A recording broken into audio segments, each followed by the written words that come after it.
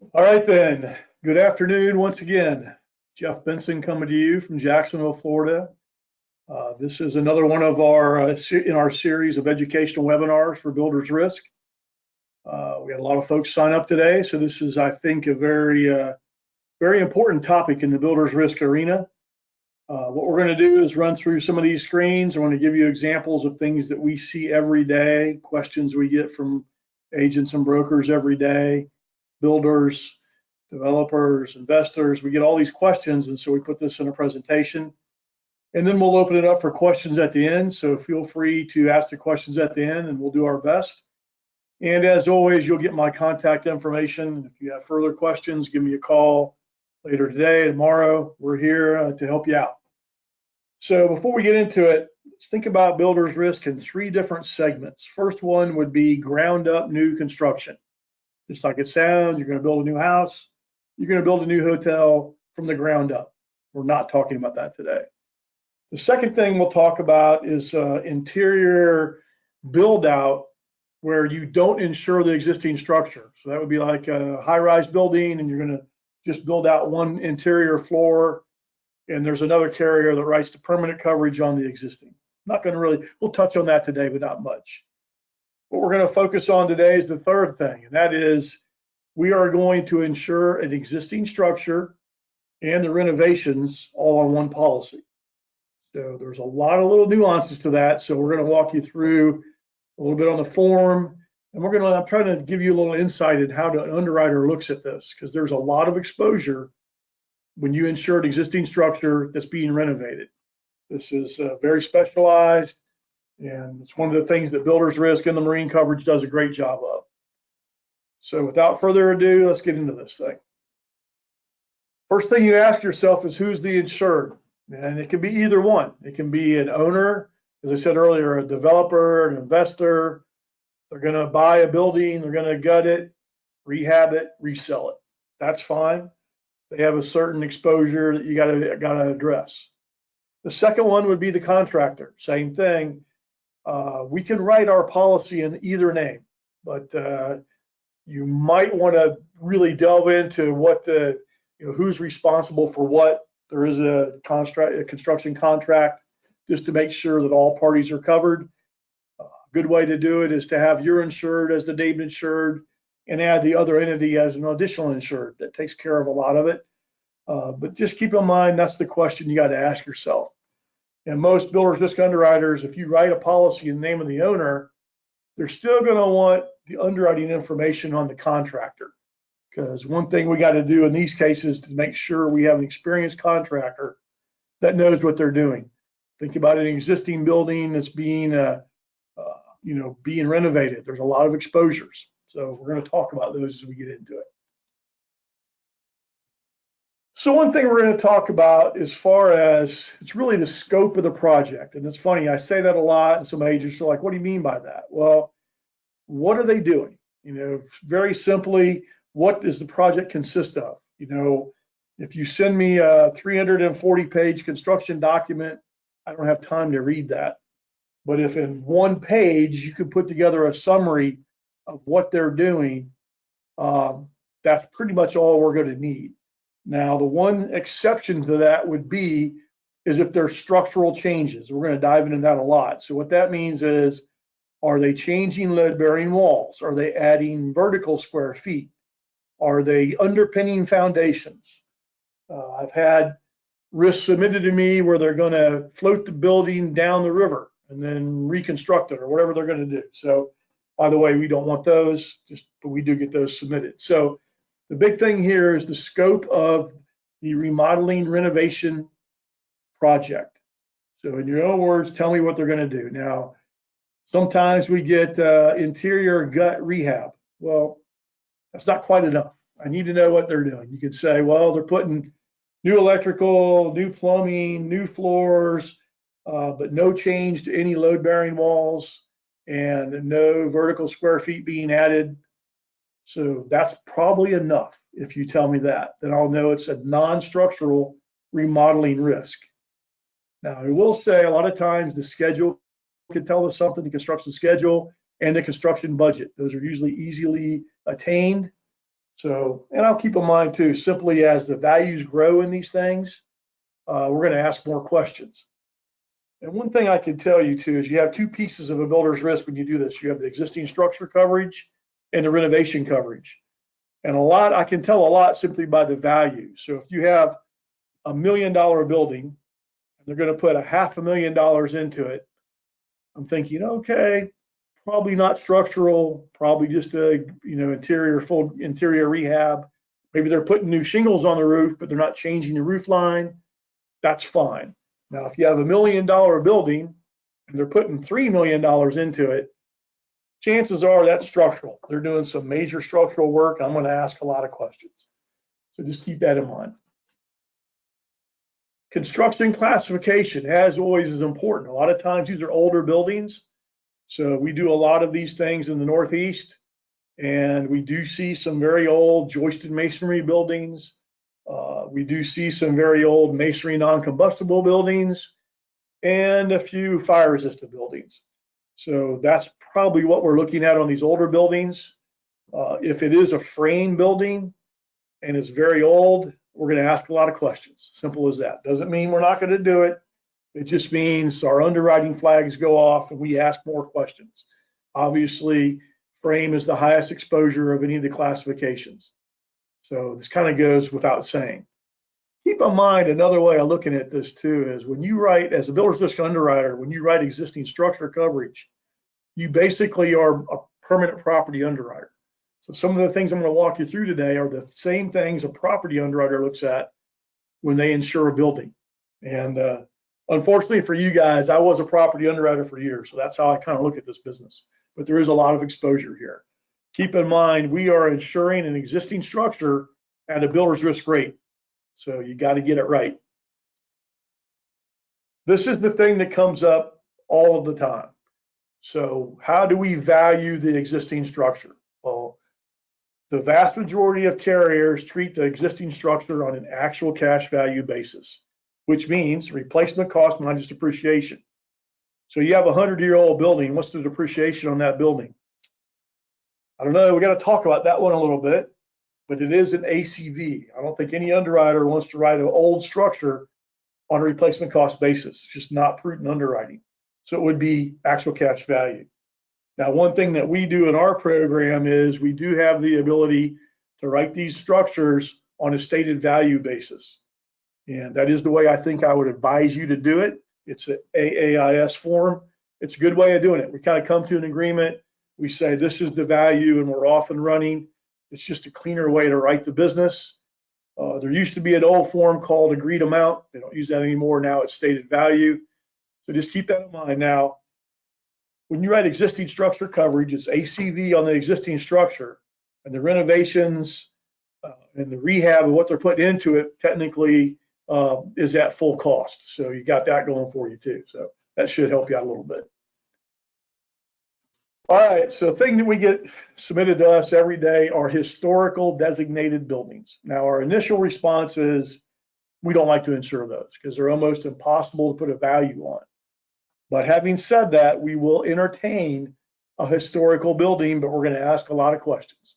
Simply the same kind of questions we ask when there's structural remodeling going on.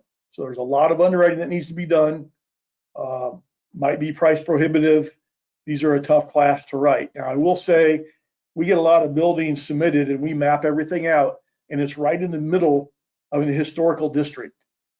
Okay, even though that particular structure might not have a designation, we might deem that whole area to be historical, and we will underwrite that accordingly. We get this a lot of times in places like Charleston, South Carolina. So a lot of times these are frame buildings and they're historical. They're very difficult to underwrite. It's worth a conversation. You can call me and we'll talk about it, but those are the tough ones. Just want to give you an idea. Historical is tough, and we're going to ask a lot of questions on that. Let's touch for a second on structural because we always get there. First of all, if it's not structural, that's easier risk to underwrite. We don't ask too many questions.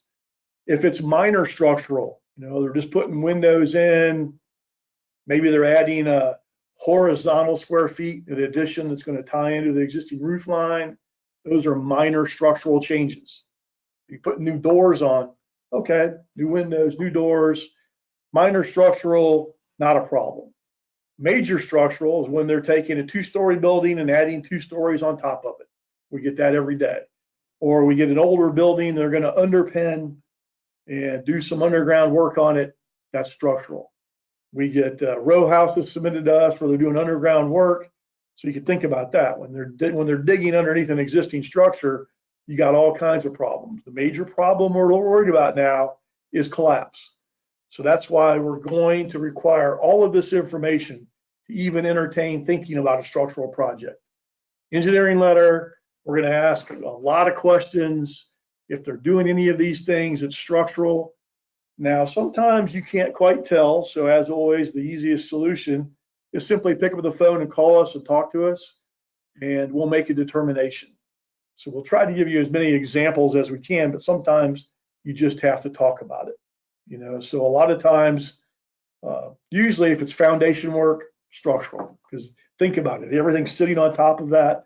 If they start messing with the foundation, you got a lot of exposure. So we're going to underwrite the builder very carefully, because what we have found, our experience has shown us, you have an inexperienced builder that's never done structural, they decide they think they can do it, and guess what? The building collapses. So we have to make sure it's a builder that knows what they're doing. So sometimes we've been accused of asking a lot of questions, and usually when I get it, because I don't want to ask a lot of questions, I want to ask as few questions as possible. But on some of these things, so we got two solutions for you. Either we just say, no, we can't do it, or we ask a lot of questions and maybe we can do it. So keep that in mind. I always laugh. I said, don't call me at 4:15 on Friday and say, I need to bind this in the next 30 minutes.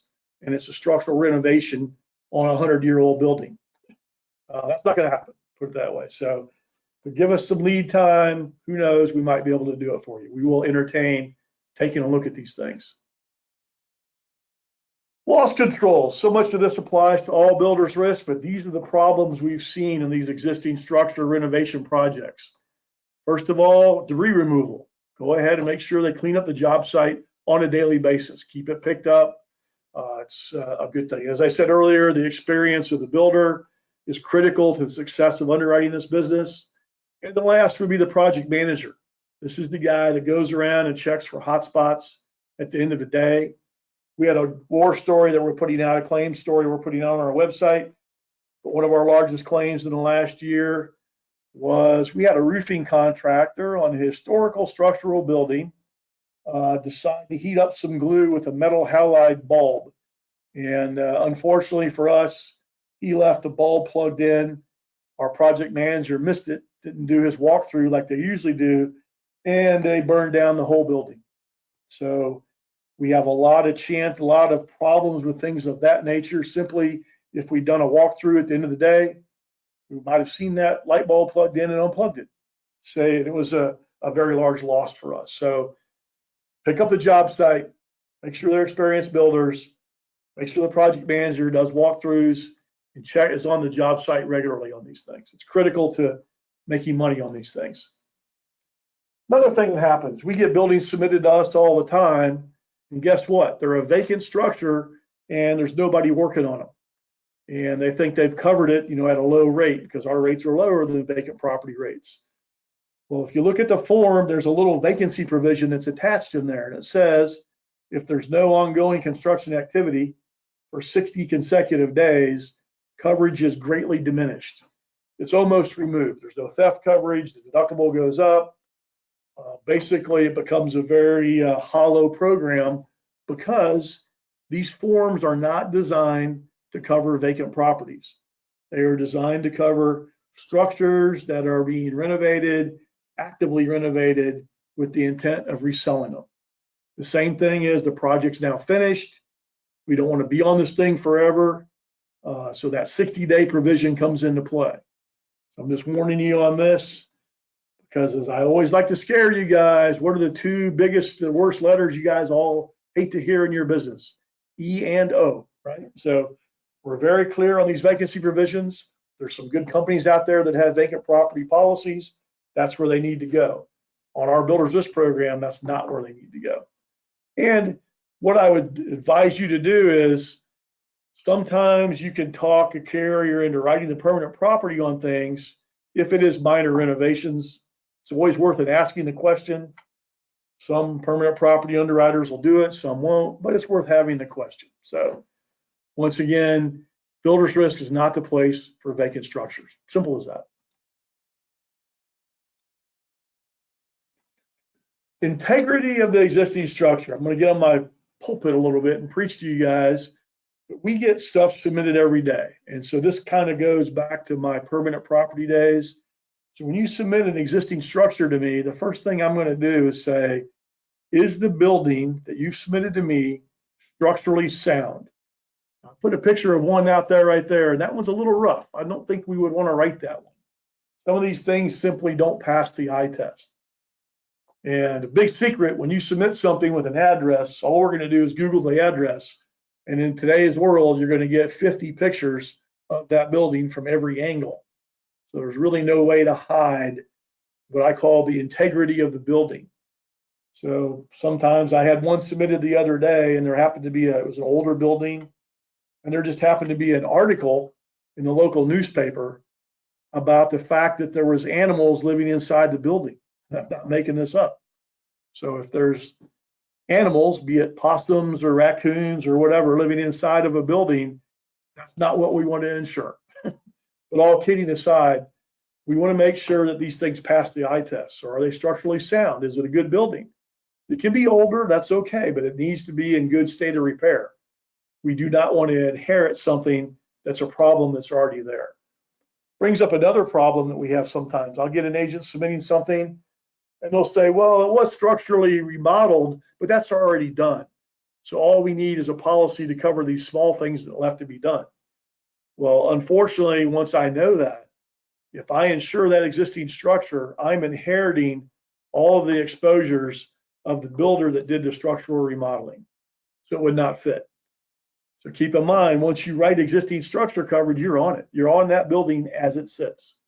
And we want to make sure that it's a good building, that it's structurally sound, that it has not been structurally changed. So just keep in mind, we do a lot of this. We want to do it. I will say a little advertising for our program is we are very, very competitive on these. So in order to protect the underwriting integrity, we do underwrite these things because we have a great product, both coverage-wise and price-wise. Occupancy, obviously kind of going back to permanent property. What is the building, if it's going to be occupied during renovations, what's it going to be occupied as? You know, do you think a cooking exposure is more exposure than an office exposure? The answer is yes. Do you think a manufacturing occupancy is more exposure than a residential building? The answer is yes. So we're going to ask questions. We have supplemental questions that go along with this. Doesn't mean we're not going to do it. We're going to make a charge for occupancy, and we're going to, if we think it's okay, then we're going to go ahead and do it. Simple as that. So, but the occupancy is a very, very critical piece of these existing structures. Keep in mind, we always go back to our famous 4 letters, the COPE: construction, occupancy, protection, exposure. We're always going to ask these questions. These become even more critical for existing. Think about builder's risk usually is written at 0 amount at risk until the exposure is completed. But on existing structure, from day one, you are inheriting all the exposure. Could be a $2 million building, and that's what you get day one. It's $2 billion. So hopefully that kind of helps you out a little bit on the existing. We want to write it. We just want to write it correctly with the appropriate premium, with the appropriate forms and coverages attached. And we are going to underwrite it and ask these questions. But it's about a third of what we do right now in our book, and that's fine. So we do have capacity. We want to take a look at these things. And we do write them all over the country. You know, it's not just in the older cities. We write these things everywhere. We're going to look at them. So what I'd like to do now is open this up to questions of any kind, hopefully existing structure questions or builder's risk questions. And let's see what we got. I'll go ahead and put there's our contact information too. There's me and Donna and I guess, and feel free to call us, email us, whatever, go to the website. We're here to help you out. Do we have any questions today? All right, Jeff, here's our first question. How is ordinance and law coverage handled with existing structures? Oh boy, that's a good one. And I'm really glad someone asked that question. So everybody knows what ordinance and law is. Basically, American Disabilities Act. If something happens to a building and you got to rebuild it, and there's an extra cost to rebuilding it, this ordinance and law coverage covers that. Well, on existing structure coverage, that's going to be excluded because no underwriter wants to inherit, a 100-year-old building that has to be now, because of a fire, has to be rebuilt to today's standards. That would be astronomical. So on ground up new construction, ordinance and law is almost a throw-in coverage. It's no big deal. You can write it. But on the existing structure coverage, you're probably not going to get any carrier to write ordinance and law. So that's just a good thing to remember, and make sure the insured knows that, because that would be quite the exposure. That's almost like writing replacement cost on a 100-year-old building. I don't know how you would ever do that and make money from an underwriting standpoint. So good question on that. So any other questions? All right, Jeff, next question. Can you write RCV on existing structures? RCV, replacement cost coverage, RCC. So yeah, that's what I've been covering. So it's the form is an actual cash value form, and that is pretty much standard in the existing structure renovation builder's risk program. So no, we cannot do replacement cost. It's on an ACV basis. Kind of a way, I won't say around that, but a way of mitigating that would be to do it on a stated amount basis. So we can do stated amount. You would call us and say, this is what the building's worth. We're going to ask some questions per square foot, factor some stuff in, and then we'll agree to a stated amount, and we're off and running. So good question. All right. How do you feel about brush fire areas? I don't like brush fires. No, I'm just teasing. We have guidelines for brush fire. We do write in California. We write all over the West Coast. We have certain, we map them. We go to CAL FIRE and we look at what the existing fires are. Obviously, we don't want to write a building that's in the middle of an existing fire. We do have underwriting questions around that. We have certain limits we watch, but we do write business up and down the West Coast. We monitor the situation carefully. There will be times where we have holds on brush fire areas where we're not writing any business. It's a good question on existing structures too. So somebody's going to renovate a building in the mountains in Nevada or someplace. We're going to make sure it's not on fire when you guys submit it. No pun intended. But so I guess the bottom line is we do write. We just write it carefully in those areas. Okay. All right, Jeff, do you have any restrictions on construction type?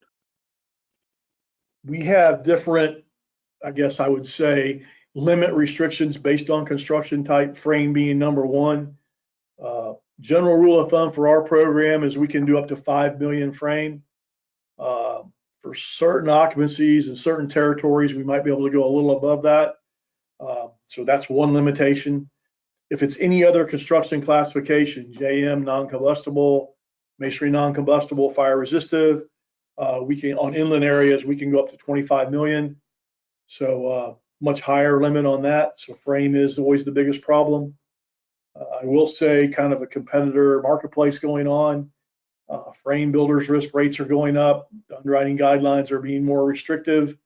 So stay tuned on that. So we just had a fire in Jacksonville, Florida, a $50 million apartment complex burned up last month. So they do burn up every once in a while. And that is our number one problem, is fire. So I would say if you looked at builder's risk, we look at fire and windstorm as the two major, more of the catastrophic limit problems we have out there. So hopefully that answers your question. So yes, that is the limitation on construction. Having said that, we write a lot of frame construction under those limits. So hopefully that answers it. All right. And how about, what are the minimum values that you would be willing to look at? It's a good question, because a lot of times somebody's going to buy a building and they're going to paint the inside and resell it. So that's not really what we're after. We don't have a particular limitation. but we're going to look at the difference between the existing structure value and the renovation value and make a determination if it's worth our time to do it. Just keep in mind, we are a builder's risk program. We're not a permanent property program. So some companies have very strict limitations. We don't, but we're going to take a look at it. The same thing also, like I said, I can usually look at something based on the value of the existing structure and the value of the renovations, and I can pretty much tell you what they're going to do to it based just on those values. So if it's too little, probably don't want that. If it's too great, that probably means it's structural. I'm giving you guys all the tips, okay? All right. How would you handle or value a building where an insured may have gotten a good deal in terms of market value, but needs a significantly higher limit for insurance purposes? Excellent question. So we have this, maybe it's in an older area of town, it's going to be redeveloped. They made a deal with the local municipality to buy this building, and they got a great deal on it. So the first thing we want to look at it, and we would say, okay, we don't want to over-insure it because that creates a little moral hazard, right? They paid 50 grand and it's $1 million building. So if it burns down, or do we want to pay them $1 million? No, that would not make sense. So I kind of go back to that original stated amount. So what we're going to do is we're going to come to an agreement to say, yeah, they got a deal on it, but here's what the building's worth as it sits there today. And we want to insure it for a fair value, but not over insure it. So it's kind of like the nuance we're trying to get to is we don't want to under insure it and we don't want to over insure it. But the market value, or at least what they paid for it, might not have any, that might not be what we use to determine a value. Hopefully that helps. And once again, this is a kind of a back and forth. We're going to look at the square footage. You submit some giant square footage building that they paid 50 grand for. We're going to ask some questions. Simple as that. So valuation is a critical piece of this. All right. Do you write coastal areas? Yes, we do. We have certain codes, just like brush fire. We have certain guidelines based on values, and we're going to look at, distance to the coastline. We're going to have different deductibles. Maybe we'll have mandatory wind deductibles. So we underwrite differently when it's close to the coast, but it doesn't mean we don't do it. We just take a closer look at it. And it's interesting, usually, at least in the Southeast, most of the stuff being built closer to the coast is ground up new. We don't see a lot of remodeling done, but over time, you will see more, and we are starting to see more of the true JM or even M&C buildings being built that withstand a lot of wind. And so we underwrite accordingly. So long answer to that question is yes, we do. We just underwrite accordingly based on where it's located. All right. Do you suggest adding business income coverage? That's probably, we've done a webinar on that. We might have to do another one. It's called delay in completion coverage now. Kind of changed the name of it. I would always offer that, especially if you have what I call an income producing building, which most are. So if my insured is going to be operating the building and due to a delay in construction or something, it's going to cost him money, there is an exposure there. So I would talk to the insured about that, at least offer the coverage. If they choose not to take it because it's not cheap, it's a little more expensive, that's their prerogative, but at least you offered it to them. So yes, I would always explore that. Fantastic. Do you consider a midterm builder's risk?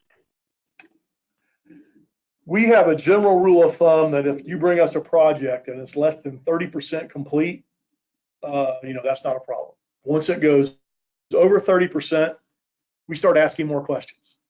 And at some point, we're going to say, it's not completed value builder's risk anymore. We're not interested. So it's really a guideline, but that 30% is a good rule. We do go over the 30. You just have to explain to us, why are you bringing it to us now? We hear everything from builder thought the owner was going to get the coverage. Owner thought the builder was going to get coverage. I said, well, that does happen. Or maybe sometimes they go, well, he was doing it with cash. And now that the exposure is sitting there, he thinks he should insure it. Okay, that's interesting. So I guess the long story is, yes, we will consider something midterm. It just depends on how far along it is. And that's whether that's ground up new or renovation, same thing. Just don't bring me a renovation project and say, well, all the heavy stuff has been done. Well, no, now I know that it's been done and I don't really want to insure that building because I don't want to guarantee the work of that last builder. I don't know what he did. So that wouldn't make any sense for us. Good question. Like it. All right. How about we do one more question? All right, one more. And keep in mind, any questions you guys got, send them to us electronically and I'll get back to you. Give me a call. I'm here to talk to you. What's the last one? All right, last one. Does Victor have the ability to add liability coverage for a remodel and renovation project? That is called premises liability, and we do not have that today. We're always exploring new opportunities. I've had some conversations because it is, keep in mind what we're looking at asking about is really premises liability too. It's not GL for a builder. It's just a premises liability for a structure that's sitting there. There are some very good markets out there that will do it monoline. Give me a call. I can point you in the right direction.